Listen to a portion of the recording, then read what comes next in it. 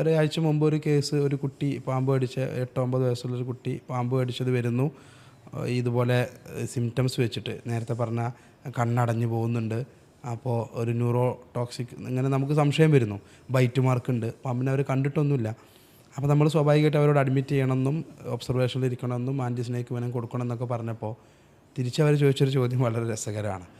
ഇത് ഏത് പാമ്പാണെന്നൊരു ടെസ്റ്റ് ചെയ്ത് അങ്ങോട്ട് കണ്ടുപിടിച്ചൂടെ? അത് എത്ര അളവിൽ പിന്നെ കടിച്ചിട്ടുണ്ട് എന്നുള്ളത് കണ്ടുപിടിച്ചൂടെ?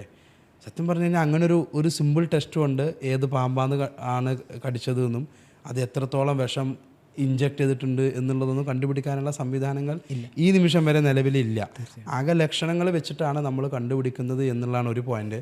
രണ്ടാമത്, ലക്ഷണങ്ങൾ വ്യത്യസ്ത പാമ്പുകൾക്ക് വ്യത്യസ്തമായിരിക്കും ലക്ഷണങ്ങൾ വരിക.